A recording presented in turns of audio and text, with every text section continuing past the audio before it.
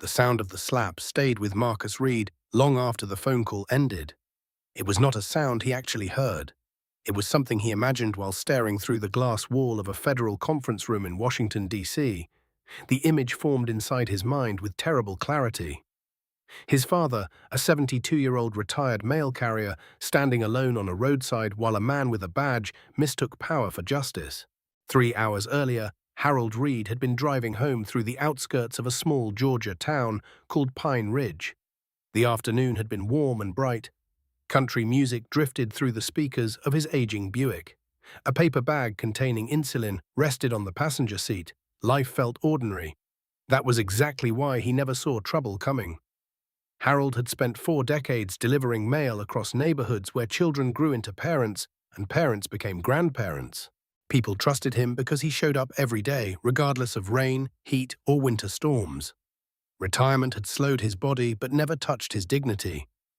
He believed in routines, honesty, and respecting the law. Then red and blue lights flashed behind him. He pulled onto the shoulder immediately. His hands rested calmly on the steering wheel, yet a familiar tension crawled through his chest.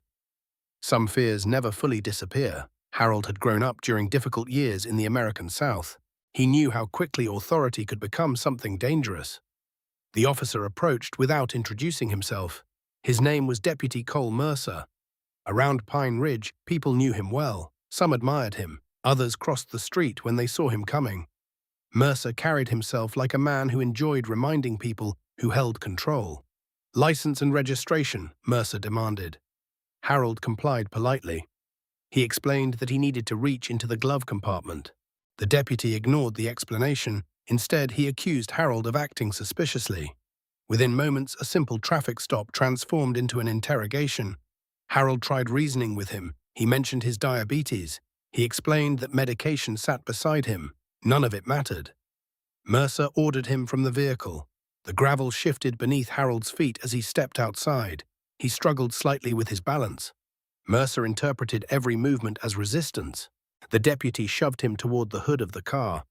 Pain shot through Harold's hips. "I haven't done anything wrong," Harold said. "That's not for you to decide," Mercer replied. The exchange lasted less than a minute. When Harold calmly questioned the reason for the stop, Mercer's expression hardened. The deputy struck him across the face. Harold's glasses flew into the dirt. His knees buckled. The world blurred.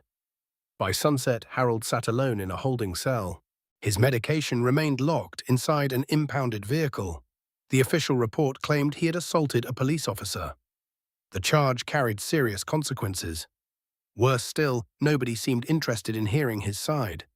Nearly 600 miles away, Marcus Reed received a call from his father's neighbor. Marcus listened without interrupting. His face remained expressionless. Years working federal public corruption investigations had taught him emotional discipline, but something changed behind his eyes as the woman described the arrest. When the call ended, silence filled the hallway. Marcus looked through the window at his colleagues finishing their meeting. They saw a respected federal investigator preparing to leave work. What they could not see was a son remembering every sacrifice his father had made. His father had worked double shifts to pay college tuition. His father had attended every graduation. His father had taught him that strength meant protecting others. Marcus picked up his coat. He requested immediate leave and started driving south through the night. Rain clouds gathered across the interstate. Lightning flashed along the horizon. As miles disappeared beneath his tires, another thought settled into his mind. The arrest itself was troubling. The speed with which local officials accepted the accusation was far more troubling. By the time Pine Ridge appeared in the distance, Marcus no longer believed this was a single bad traffic stop. He suspected he was driving towards something much larger. Marcus arrived in Pine Ridge shortly before sunrise. Fog drifted across the empty streets, softening the outlines of old storefronts and brick buildings. The town looked peaceful from a distance. That illusion disappeared the moment he reached the county detention center. The clerk behind the front desk barely looked up. "Visiting hours haven't started," she said. Marcus placed his identification on the counter. The woman's expression changed immediately. Federal credentials carried weight, but Marcus noticed something else. Fear. Not respect, fear. That detail stayed with him. A corrections officer escorted him through a maze of concrete hallways. The smell of disinfectant mixed with stale air. Every door echoed as it slammed shut behind them. When Marcus finally saw his father, anger threatened to break through years of self-control. Harold looked exhausted. A dark bruise covered one side of his face. His hands trembled from low blood sugar. His grey hair appeared damp with sweat, yet despite everything, he managed a weak smile. "You drove all night," Harold said. Marcus nodded. "You should have rested first. You should have been home sleeping in your own bed." For a moment, neither man spoke. The silence carried decades of shared history. Harold eventually explained everything. The traffic stop, the accusations, the slap, the missing medication, the holding cell. Marcus listened carefully. Experienced investigators understand that truth often hides inside small details. Every word mattered. One detail stood above the rest. Deputy Cole Mercer never checked the taillight he claimed was broken. Not once. Marcus thanked his father and promised to handle things properly. "Don't do anything reckless," Harold warned. "I won't. I mean it. I've spent my whole life believing the law matters. Don't lose yourself trying to help me." Marcus looked at the bruise on his father's face. "The law still matters," he replied quietly. "That's exactly why I'm here." Outside the jail, the town was beginning to wake. Workers unlocked storefronts. School buses rolled through intersections. Life continued as if nothing unusual had happened. Marcus drove directly to the location of the arrest. The roadside appeared ordinary. Gravel shoulder, two-lane highway, pine trees stretching toward the horizon. Yet investigators learned to notice what others miss. Marcus found fragments of broken eyeglass lenses scattered near the ditch. They remained exactly where they had fallen. Nobody had bothered collecting them. That suggested something important. The arrest report was likely written before anyone considered evidence. Back in town, Marcus visited the impound lot. The owner refused access immediately. "Court order," the man claimed. Marcus requested documentation. None existed. The owner became defensive, then nervous, then hostile. Marcus left without arguing. People often reveal more by refusing cooperation than by offering it. That afternoon, he attended Harold's arraignment hearing. The courthouse had been built nearly 80 years earlier. Its aging walls carried generations of local history, some honorable, some less so. Judge Richard Hollow sat behind the bench. The prosecutor requested severe bail. The judge appeared ready to approve it immediately. Marcus observed everything. The casual assumptions, the rehearsed language, the lack of curiosity. Nobody seemed interested in whether Harold Reed had actually committed a crime. They simply trusted the report because a deputy wrote it. When the prosecutor described Harold as violent, several people nodded without hesitation. Marcus stood. The room fell silent. He introduced himself calmly. Then he requested access to all available evidence, including body camera footage, dispatch recordings, vehicle records, and medical reports. The prosecutor's confidence faded. Judge Hollow suddenly looked uncomfortable. Deputy Mercer stared from the front row. Their reactions lasted only seconds, but Marcus noticed every one. Experienced investigators understand a simple truth. Innocent people fear accusations. Corrupt people fear evidence. After the hearing, Marcus rented a room above an old hardware store near downtown. He opened his laptop and began reviewing public records. 3 hours later, a pattern emerged. Mercer's name appeared repeatedly. Complaints, dismissed lawsuits, questionable arrests, missing evidence reports, civil settlements. Nothing individually proved corruption. Together, they painted a troubling picture. Marcus leaned back in his chair. Rain tapped softly against the window. A notification appeared on his screen. One of his former colleagues had returned a favor. Attached was a confidential summary involving Pine Ridge Sheriff's Department internal complaints. Marcus opened the file. His eyes narrowed. Deputy Cole Mercer was not the only name listed. The sheriff appeared repeatedly. So did the judge and the mayor.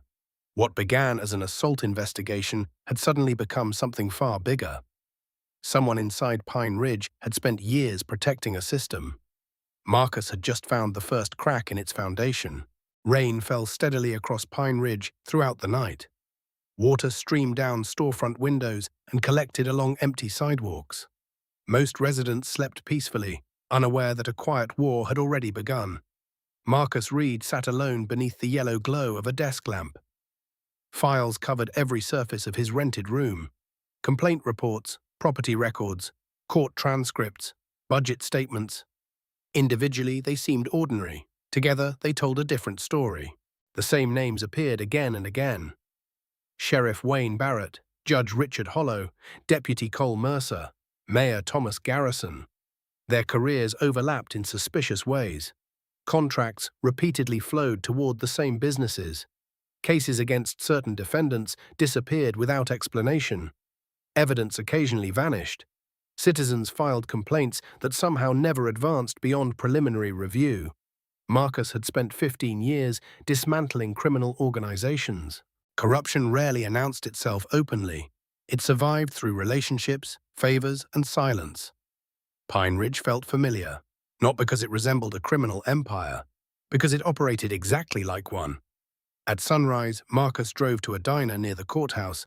The place had been serving breakfast for over 50 years. Farmers, teachers, and retirees filled the booths. Yes, he ordered coffee and listened. People in small towns often shared more information over breakfast than investigators collected through formal interviews. Within an hour, he heard several references to Mercer. None were positive. An elderly mechanic described questionable vehicle seizures. A waitress mentioned her nephew being arrested during a traffic stop that later vanished from court records. A retired teacher quietly recalled a family losing their property after challenging a local official. Nobody spoke loudly. Nobody wanted attention. Fear lingered beneath every conversation. Marcus recognized that fear immediately. It was the kind that develops after years of retaliation. Before leaving, he slipped his business card beneath the sugar dispenser. If anyone wants to talk privately, he told the owner, they can call any time. The owner stared at the card. People have tried before, he said quietly. What happened to them? The man hesitated. Most eventually stopped asking questions. That answer revealed everything. Later that afternoon, Marcus visited Pine Ridge General Hospital. He requested records documenting Harold's condition following the arrest. The attending physician remembered the case immediately. Your father arrived dehydrated and experiencing diabetic complications, she explained. Another 6 or 7 hours could have become very dangerous. Marcus requested a written statement. The doctor agreed. Then she closed her office door. Be careful, she said. Marcus studied her expression. Why? The physician lowered her voice. You're not the first person who challenged people in this town. For the second time that day, someone offered a warning instead of information. That concerned him more than direct threats. By evening, Marcus returned to Harold's house. The small home sat beneath towering oak trees at the edge of town. It had been in the family for nearly 30 years. Every room carried memories. Harold sat on the porch drinking iced tea. The bruise on his face remained visible, yet his focus seemed elsewhere. People are watching, he said. Marcus followed his father's gaze. A dark pickup truck sat parked across the street. The driver pretended to read a newspaper. Neither man believed the performance. They've been there all afternoon, Harold added. Marcus memorized the license plate. The truck drove away 10 minutes later, too late. The information was already recorded. After dinner, Marcus continued reviewing records. Hours passed. Near midnight, his secure phone vibrated. The message came from a trusted analyst in Chicago. Attached were financial summaries Marcus had requested earlier. He opened the files. For several seconds, he simply stared. Then he read them again. A pattern emerged immediately. Several local officials maintained lifestyles that exceeded their documented income. Expensive property purchases, cash transactions, unusual business partnerships. One transaction stood out. A towing company connected to Mercer had received unusually large municipal contracts over the past 6 years. The same towing company handled nearly every vehicle seizure ordered by the county. Marcus leaned forward. Now he could finally see the money. And whenever investigators find the money, the story changes. Just after 1 in the morning, another notification appeared. This one came from an unknown sender, no name. No identifying information, only a single photograph. Marcus opened the image. His heartbeat slowed. The photograph showed Deputy Cole Mercer standing beside two men behind the towing company warehouse. One man was the sheriff. The other was a convicted drug trafficker who supposedly left Georgia 3 years earlier. Across the bottom of the photograph appeared a short message. "Check the warehouse before they move everything." Marcus looked toward the dark window. Someone inside Pine Ridge had finally decided to talk, and whoever sent the photograph was risking everything. Marcus slept less than 2 hours. By dawn, he was already driving toward the industrial district on the edge of Pine Ridge. Low clouds covered the sky. The morning felt heavy and unsettled, as though the town itself sensed something approaching. The photograph remained displayed on his dashboard screen. Deputy Cole Mercer, Sheriff Wayne Barrett, a known drug trafficker, standing together behind a warehouse owned by Barrett Recovery Services. The image alone was not enough for an arrest. It was enough for suspicion, and suspicion, when combined with evidence, often became a roadmap. Marcus parked several blocks away and approached on foot. The warehouse looked ordinary. Faded paint, chain-link fencing, security cameras mounted near loading bays. Nothing about it suggested criminal activity. That was precisely what concerned him. The most successful operations rarely advertised themselves.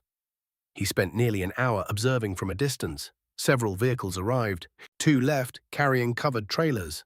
One truck entered through a rear gate and disappeared behind the building. Marcus documented everything. When he finally returned to town, another surprise awaited him.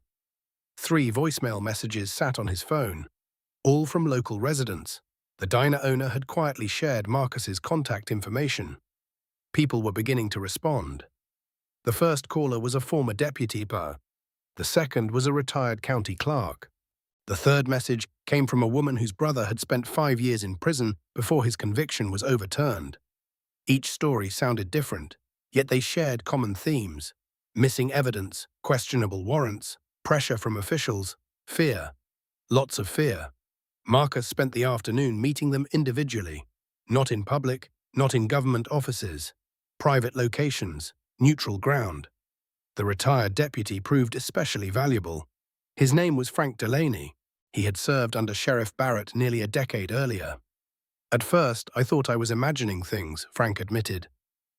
"Then I started seeing reports change after arrests. Evidence disappeared. Certain people became untouchable." "Why didn't you report it?" Marcus asked. Frank laughed bitterly. "Report it to who? The sheriff? The judge? The mayor?" Marcus remained silent. Frank's answer required none. Before leaving, the former deputy handed over a small notebook. "I kept records," he said. Marcus opened it. Dates, names, license plates, property addresses, years of observations carefully documented. The notebook represented something powerful, not proof, a pattern. Patterns lead investigators toward proof. As evening approached, Marcus returned to Harold's house. For the first time since arriving in Pine Ridge, he felt genuine optimism. The wall of silence was beginning to crack. Then he noticed the front door standing open. His pulse accelerated. He parked immediately. The house looked wrong. A chair overturned near the entrance. Broken glass scattered across the porch. Marcus moved quickly. Inside, Harold sat unharmed in the living room. But the house had been ransacked. Drawers emptied. Cabinets opened. Photographs thrown across the floor. The destruction appeared deliberate. Not theft. A message. "Were they looking for something?" Marcus asked. Harold shook his head. "They wanted me scared." Marcus surveyed the room. Nothing valuable seemed missing. That confirmed his suspicion. This was intimidation, plain and simple. On the dining room table rested a single sheet of paper. No signature, no fingerprints visible, only 6 typed words. "Leave town while you still can." Harold stared at the message. "They're worried now." Marcus looked up. "Why do you say that?" His father smiled faintly. "Bullies threaten people when they're winning." He pointed toward the paper. "But they panic when they're losing." That evening, Marcus contacted trusted federal colleagues. He requested quiet assistance. Not arrests, not raids, just resources, financial analysts, digital investigators, public corruption specialists. The request received immediate approval. People respected Marcus because he rarely asked for favors. Near midnight, his laptop began receiving encrypted reports. One document captured his attention instantly. It contained property ownership records connected to Barrett Recovery Services. Marcus followed the transactions carefully. One property led to another, then another. Eventually, the trail ended at a storage facility outside town. The facility's ownership was hidden through multiple shell companies. That alone raised concerns. Then Marcus noticed something else. According to official records, the facility generated almost no income, yet millions of dollars had passed through accounts connected to it.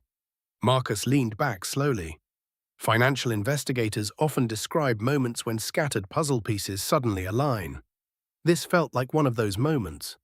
Whatever operation existed inside Pine Ridge, it was larger than local corruption, much larger.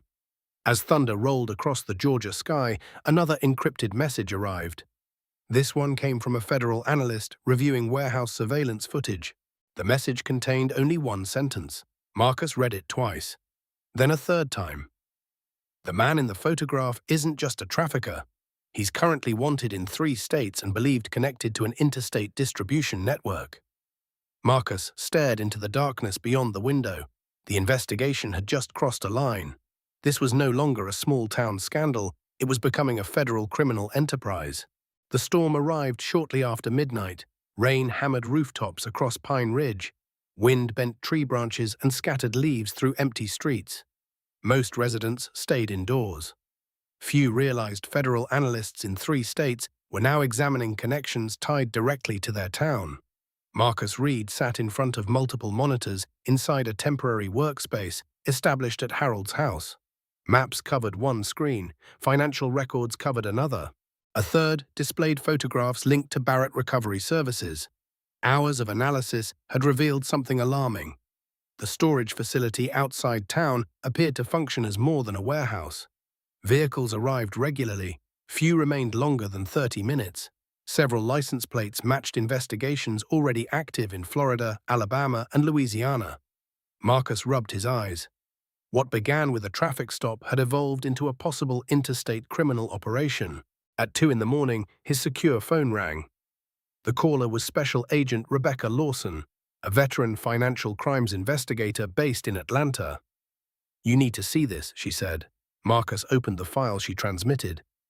The report detailed bank transfers stretching back nearly 8 years. Money flowed through dozens of accounts. Construction companies, towing services, consulting firms, property management groups. Most existed only on paper. The transactions ultimately led toward the same network of individuals: Sheriff Barrett, Mayor Garrison, several local business owners, and unexpectedly, Judge Richard Hollow. Marcus studied the numbers. Millions of dollars moved quietly through Pine Ridge, far more than a town of its size could reasonably generate. Someone had built an entire system beneath the surface, and that system was becoming visible. The next morning, Marcus met with federal prosecutors in Atlanta through a secure video conference. He presented the evidence collected so far. The reaction surprised even him. Nobody dismissed the findings. Nobody requested patience. Instead, the lead prosecutor asked a single question: how quickly can we verify the storage facility? Marcus understood immediately. Federal authorities were taking the case seriously, very seriously. By noon, surveillance teams were already moving into position. Meanwhile, Pine Ridge continued operating as though nothing had changed. Deputy Cole Mercer still patrolled local roads.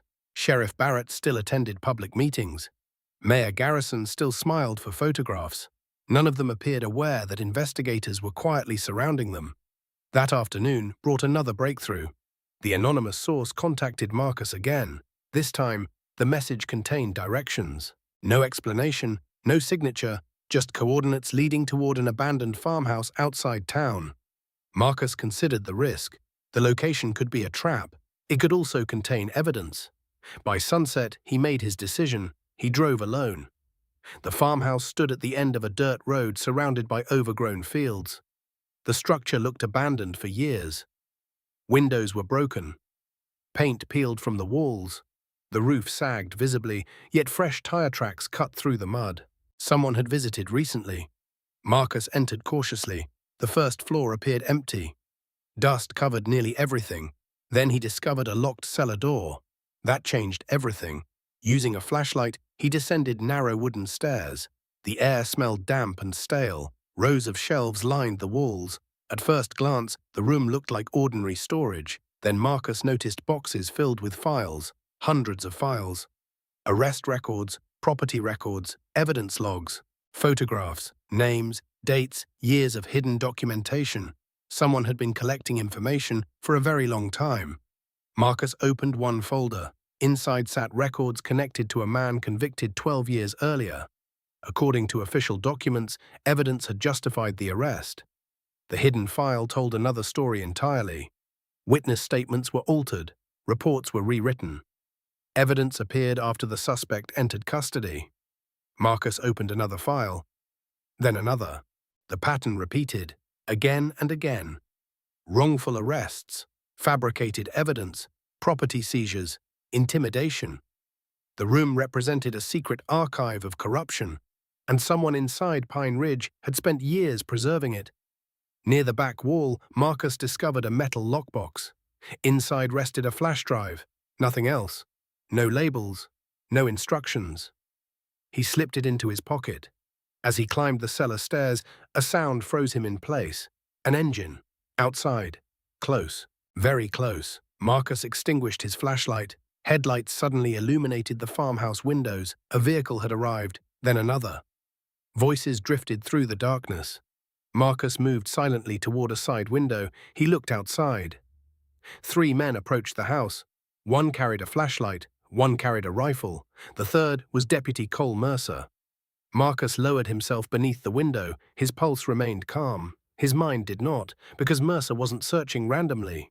He was coming directly to the farmhouse, which meant only one thing. Someone had discovered the archive was no longer a secret. Marcus remained perfectly still beneath the farmhouse window. Rain tapped softly against the weathered roof. Outside, flashlights swept across the yard. The beams moved closer with each passing second. Deputy Cole Mercer was speaking. Marcus could not hear every word. He heard enough. Make sure nothing's left behind. That sentence confirmed everything. Mercer knew exactly what was hidden inside the farmhouse. The archive was not a forgotten collection. It was evidence someone desperately wanted erased.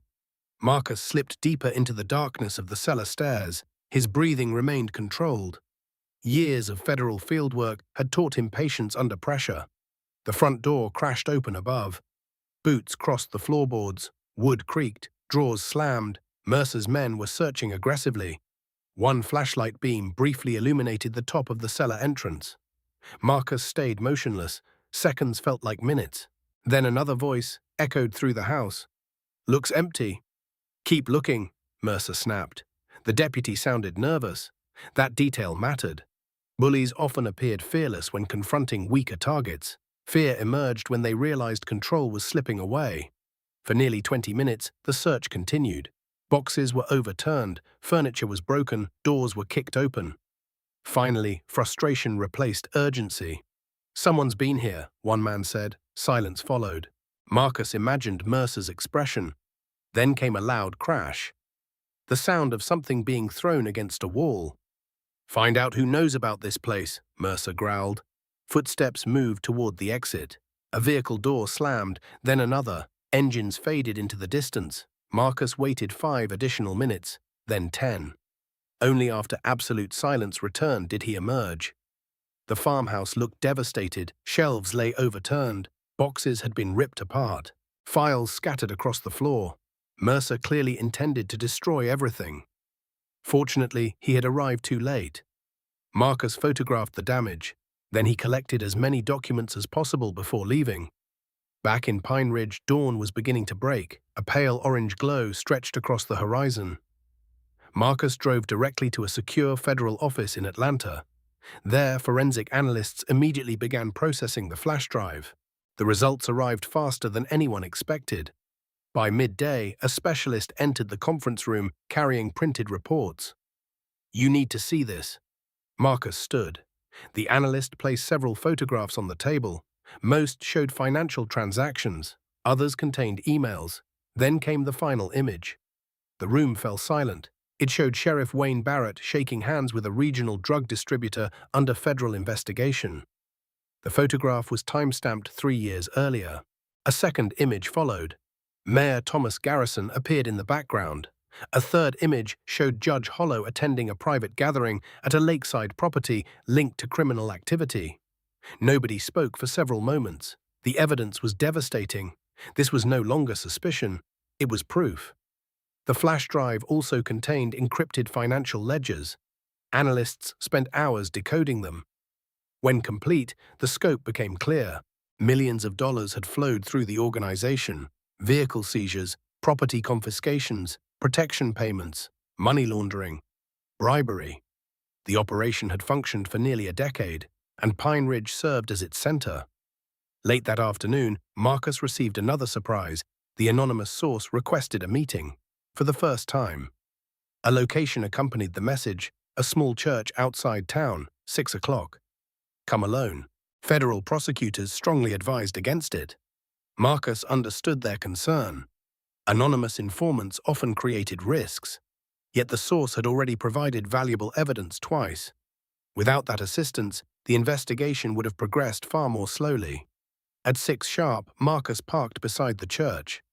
The building stood isolated among rolling fields. Its white paint reflected the fading sunlight. No other vehicles were visible. He entered carefully. The sanctuary was empty. Rows of wooden pews stretched toward the altar. Dust floated through narrow beams of light. Then a voice emerged from the shadows. "I wasn't sure you'd come." Marcus turned. A woman stepped forward. She appeared to be in her late 50s, calm, composed, familiar. It took him several seconds to recognize her, then realization struck. She was Judge Hollow's former court clerk, a woman who supposedly retired 8 years earlier. "You've been sending the information," Marcus said. She nodded. "For years I watched innocent people get crushed. Nobody listened. Nobody cared." Her eyes filled with emotion. "Your father was different. People respect him. When they attacked him, I knew this might finally end." Marcus listened quietly. Then she handed him a thick envelope. "What's this?" The woman hesitated. The reason they're truly afraid. Marcus opened the envelope. Inside sat copies of documents. One page immediately caught his attention. It contained signatures, lots of signatures, including Sheriff Barrett, Mayor Garrison, Judge Hollow, and one name Marcus had never expected to see. The signature belonged to a sitting state senator. The corruption network extended far beyond Pine Ridge, far beyond anything they had imagined. Marcus drove back to Atlanta under a sky filled with dark clouds. The envelope rested on the passenger seat beside him. Every few minutes he glanced toward it, almost expecting the documents to disappear. The state senator's signature changed everything. Local corruption was one thing, state-level involvement was another. Federal prosecutors understood the difference immediately. By midnight, a secure conference room filled with investigators from multiple agencies, financial analysts, public corruption specialists, cybercrime experts, federal prosecutors. Nobody spoke casually. The atmosphere carried the weight of something historic. Marcus placed the documents on the table. Silence followed. The signatures matched verified government records. The bank accounts matched ongoing investigations. The dates aligned with suspicious property transfers. For the first time, investigators could see the entire structure. Pine Ridge was not the source of the corruption. It was a collection point. Money flowed upward. Protection flowed downward. The system protected itself through influence, intimidation, and carefully managed loyalty. The state senator served as the political shield. Sheriff Barrett enforced control locally. Judge Hollow protected the courts. Mayor Garrison managed public perception. Deputy Cole Mercer acted as the enforcer. The pieces finally fit together. At 2 in the morning, federal warrants began moving through the approval process.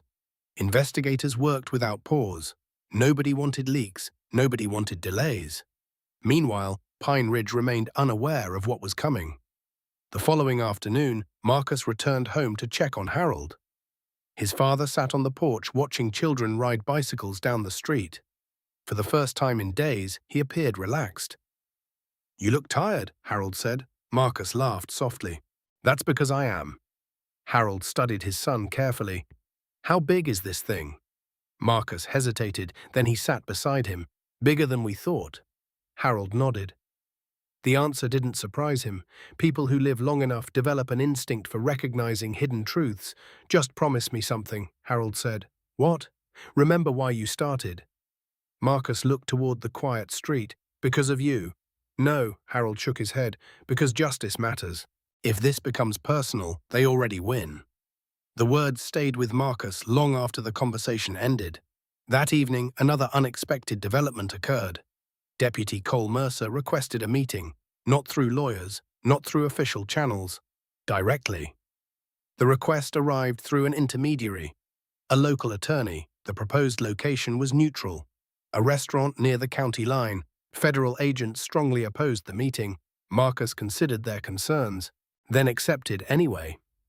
At sunset, he arrived. Mercer was already waiting. The deputy looked different, less confident, less certain. For the first time, Marcus saw exhaustion behind the man's eyes. Neither ordered food, neither bothered with small talk. You've been busy, Mercer said. Marcus remained silent. You think you figured everything out? Have I? Mercer stared through the restaurant window. Cars passed along the highway outside. Families ate dinner at nearby tables. Normal life continued. The contrast felt strange. You don't understand the people involved, Mercer finally said. Then explain it. The deputy laughed bitterly.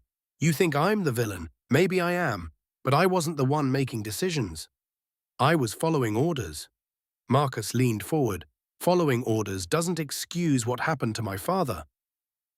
Mercer's expression hardened, then softened again, a man caught between fear and regret. They're going to sacrifice me, he admitted. The honesty surprised Marcus. Who? Mercer looked around the room. His voice dropped. Everyone above me. For several moments, neither spoke. Then Mercer slid a folded piece of paper across the table. Marcus opened it. An address, nothing more. What's there? Mercer swallowed. The real records, not copies, not backups, everything. Marcus watched him carefully. Why help now? The deputy laughed once. A tired, broken sound. Because I finally realized something. What's that? Mercer's eyes lowered toward the table. The people I protected were never going to protect me. He stood abruptly. Be careful, Agent Reed. Marcus frowned. Why? Mercer's face turned pale. Because once those warrants move forward, people far above Pine Ridge will start getting nervous. Then he walked away. Marcus watched him leave. Something felt wrong, very wrong. 10 minutes later, his phone rang. The caller was a federal surveillance supervisor. The man's voice sounded urgent. Marcus, where are you? Still at the restaurant. Leave immediately. Marcus stood. Why? The answer came instantly. Deputy Mercer was just found dead in his truck 3 miles from your location. Marcus froze. The supervisor continued. And whoever did it made sure it looked like a suicide. Marcus stared toward the highway where Mercer had disappeared moments earlier. The deputy had been alive when he left. Now he was dead, which meant someone was watching, and someone had decided the cleanup phase had begun. The news spread through Pine Ridge before sunrise. Deputy Cole Mercer was dead.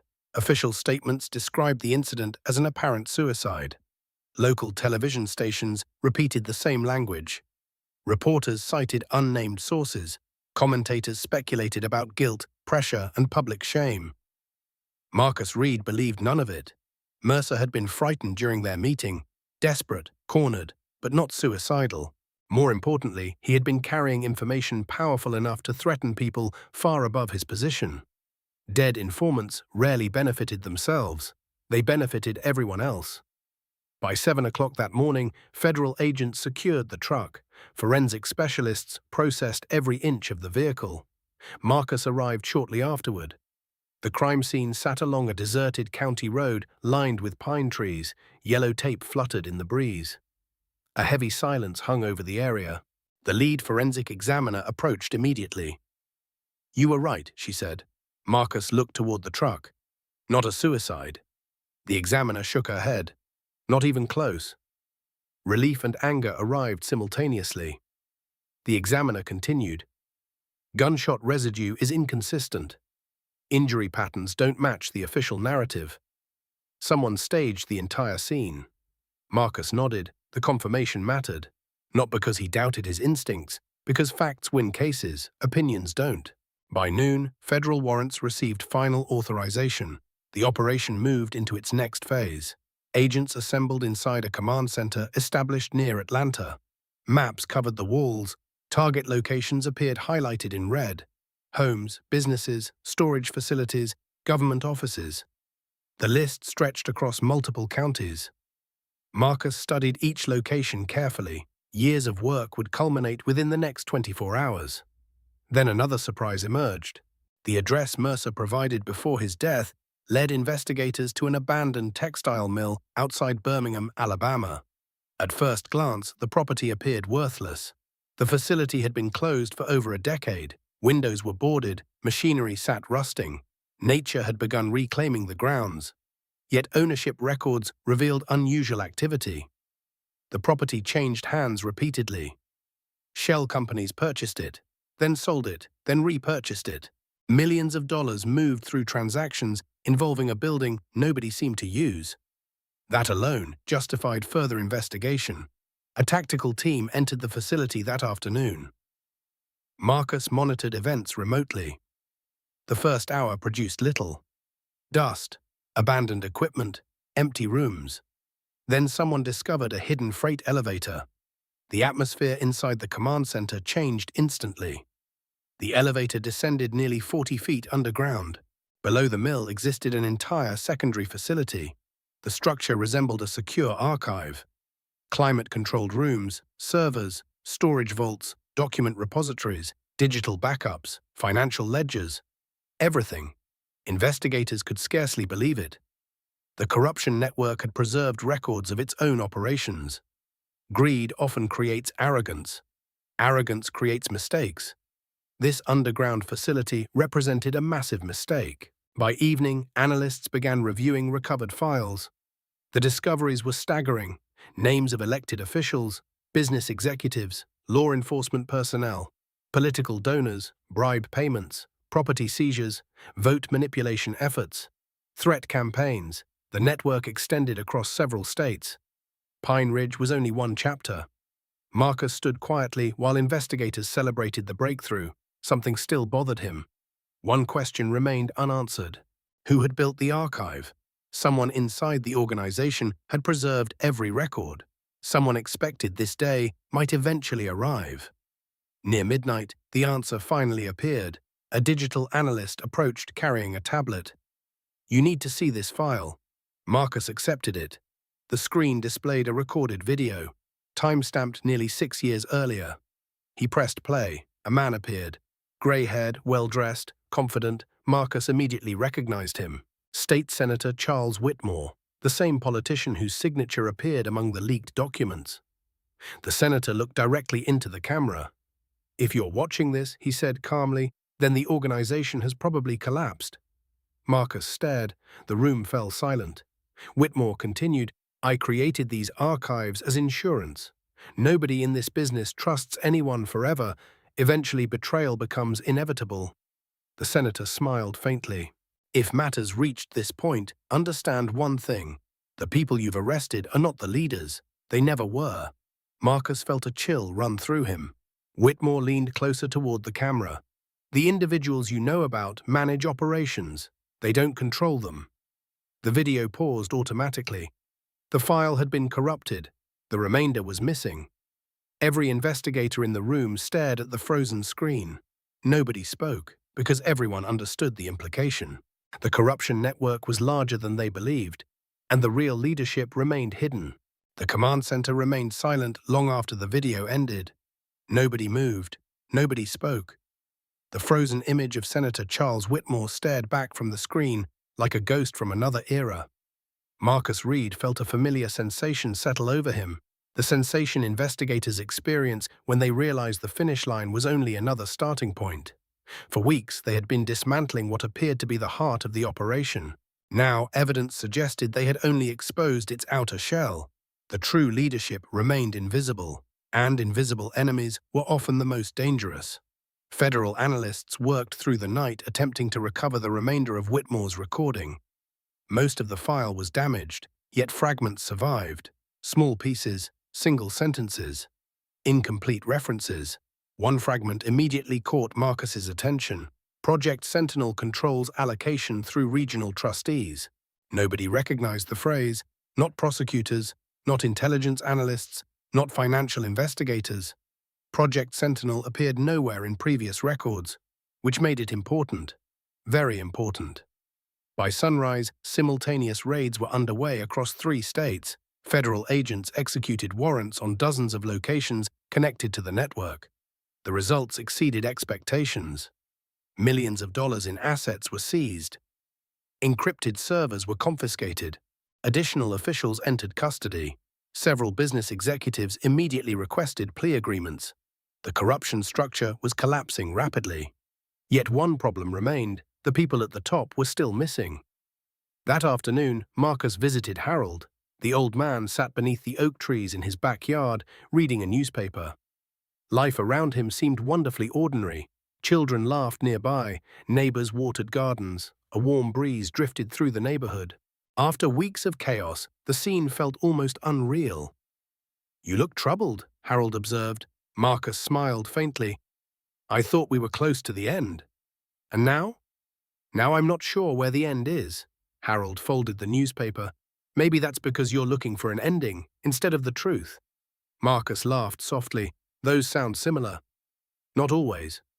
His father leaned back. "Sometimes truth keeps going long after people want the story finished." The words lingered.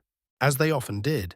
Harold rarely spoke like an investigator, yet his perspective frequently proved more useful than professional analysis. That evening, Marcus received another breakthrough. The recovered servers from Alabama had finally yielded usable information. A cybercrime specialist contacted him immediately. "We found Sentinel." Marcus left within minutes. At the command center, analysts displayed a massive organizational chart across multiple screens. The diagram revealed a structure unlike anything previously uncovered. Project Sentinel was not a company. It was not a political organization. It was a private influence network, a hidden alliance of wealthy donors, elected officials, business leaders, cities, and corrupt public servants. Its purpose was simple: control over contracts, control over prosecutions, control over elections, control over information. Pine Ridge represented one small operational node among many.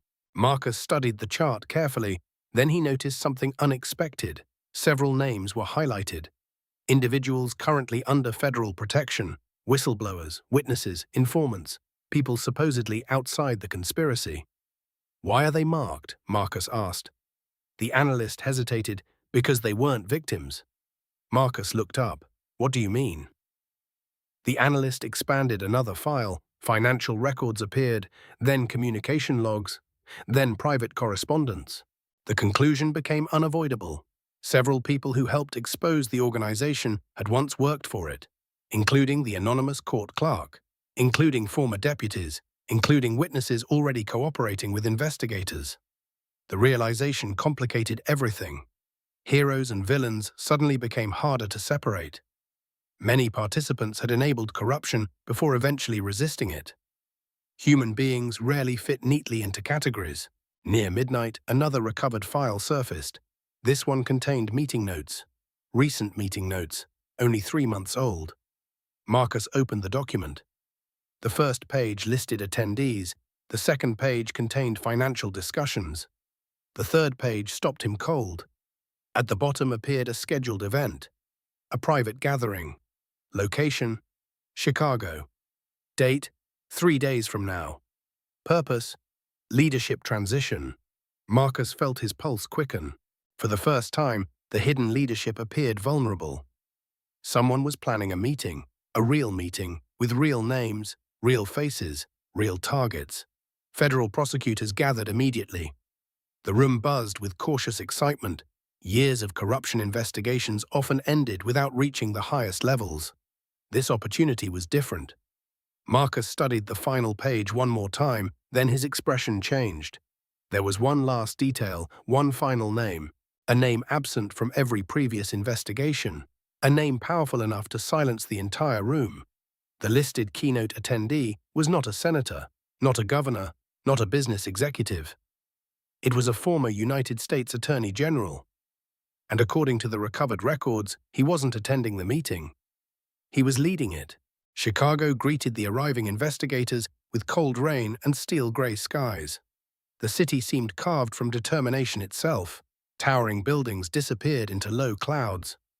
Traffic moved beneath sheets of water. Along the river, wind pushed against umbrellas and overcoats. 3 days after discovering the meeting records, Marcus Reed stood inside a federal command center overlooking downtown. Years of corruption investigations had led to this moment. The operation carried extraordinary risks. If the intelligence proved accurate, some of the most influential figures connected to Project Sentinel would gather beneath one roof. For decades, they had operated behind layers of money, politics, and carefully cultivated reputations. Today, those layers were finally beginning to crack. Federal agents monitored multiple locations simultaneously. Surveillance teams tracked arrivals. Cyber specialists intercepted communications. Financial investigators prepared emergency seizure orders. Every detail mattered. At 6:30 that evening, luxury vehicles began arriving at a private conference center along the outskirts of the city. Executives entered first. Political consultants followed. Several former officials appeared shortly afterward. Then came the final arrival. A black sedan pulled beneath the covered entrance. The former Attorney General stepped out. The room inside the command center became completely silent. There he was, the man whose name had appeared at the top of Project Sentinel's leadership records, the man investigators had never previously connected to the network. For years he had enjoyed a reputation built upon public service and legal expertise. Now evidence suggested something very different. Marcus watched carefully. He felt no excitement, no triumph, only focus. Great investigations are not won through emotion. They are won through patience. At precisely 7 o'clock, federal prosecutors gave authorization. The operation moved forward. Teams entered the building simultaneously from multiple directions. No dramatic confrontations occurred, no chaotic standoffs. The people inside understood reality almost immediately. They saw the warrants, they saw the agents, they saw the evidence, and they realized the game was over. Hours later, arrests continued across several states. Bank accounts were frozen, properties were seized, servers were confiscated. The remaining leadership of Project Sentinel collapsed faster than anyone expected. Years of secrecy had depended upon one fragile assumption, that nobody would ever connect the pieces. They were wrong. The following months brought trials, plea agreements, and public hearings. Citizens learned how deeply corruption had spread. Some reacted with anger, others with disappointment. Many struggled to understand how trusted institutions had been manipulated for so long. Yet alongside the outrage came something else: reform. Independent oversight boards emerged, transparency requirements expanded, wrongful convictions were reviewed. Families finally received answers. Communities slowly began rebuilding trust. In Pine Ridge, the changes felt especially significant. A new sheriff's department formed under strict accountability measures. Court procedures were modernized. Public records became easier to access. Citizens attended town meetings in greater numbers. For the first time in years, people felt their voices mattered. One autumn afternoon, nearly a year later, Marcus sat beside Harold on the same porch where so many important conversations had occurred. The air carried the scent of fallen leaves. Sunlight filtered through the oak trees. Children played basketball down the street. Life felt normal again. Harold smiled as he watched the neighborhood.